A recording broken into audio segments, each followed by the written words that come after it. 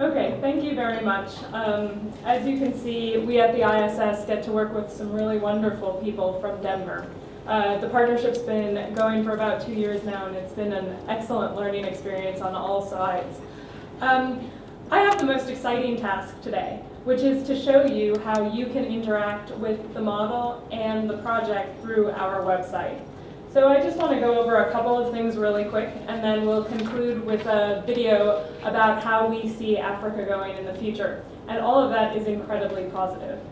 We're going to start by going to this page here, the future of Africa. And through this, we have tried to make it very easy for people looking for information on a country to access.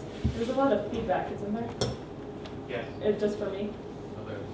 Okay, to access Barry and Jonathan's forecasts.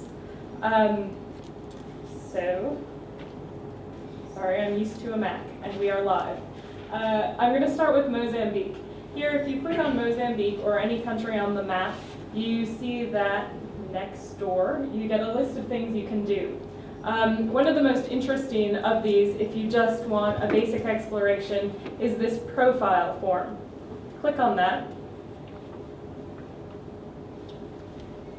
And it takes you to a profile sheet about the country, and this tends to speak to many of the issues that Barry showed you in his graphic of the relationship between modules in the model. So if you wanted to look at Mozambique from the economic perspective, everybody's predicting great things for the Mozambican economy. You can click on economy, move down here, decide on GDP per capita, and graph it. And this shows you very quickly, history plus forecast, what we see, how the economy of Mozambique has progressed from 1960 until 2030. You see the dip from the conflict, and then you see it accelerating across time. This is per capita. So this is saying that by 2030, the per capita GDP will be $2,500 in Mozambique, which is up from about $500 in 1960. The next thing I want to show you, we can go back to our country profile, is education in South Africa. Click on South Africa. Again, here you can get an education pyramid, population pyramid with years of education very easily.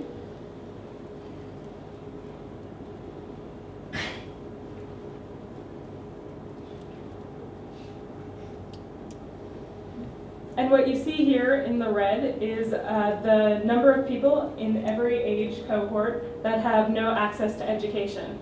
The green is completed primary education only, the yellow secondary education, and the blue on the ends is tertiary education. So this is our forecast from 2010.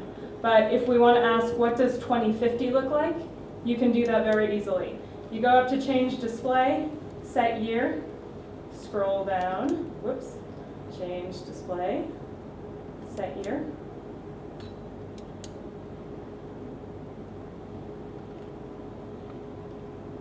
And 2050 is going to look pretty different, as you're going to see. I want you to pay particular attention before I leave this slide to this part right here. Just take a look at how that looks.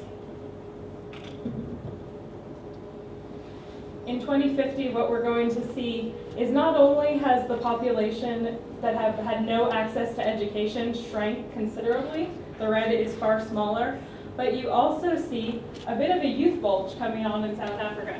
So this part right here is bulging out a bit. You also see a much smaller, younger population. All those gray lines are the youth population. So you see that South Africa may start to transition toward what Jonathan was speaking about earlier, the high-income countries, which are having smaller youth cohorts and much larger aging cohorts. Okay, let me go back just very quickly to show you what 2010 looked like so we can compare again. Whoops.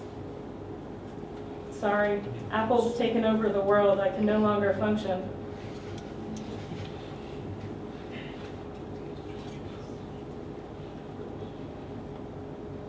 So this again, just to refresh,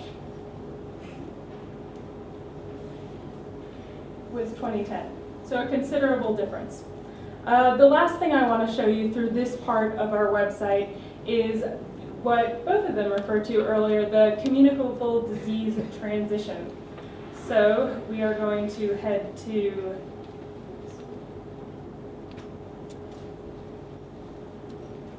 Malawi for that. Go back to our map.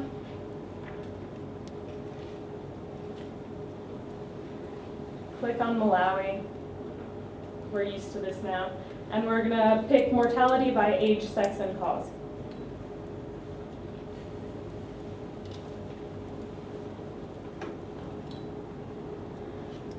This is Malawi currently. This refers to the three major types of mortality: communicable disease, non-communicable disease, and injury.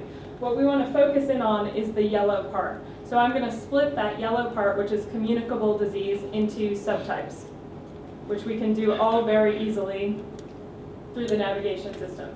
So we select subtypes. This is again 2010, our base case year. And what we see here is the classic communicable disease subtypes: respiratory infections, malaria, diarrhea, AIDS, and other. Other is in yellow. You can obviously see the AIDS the AIDS burden in red there in 2010. But I want to see how that's going to look in 2050. So let's change our year once again.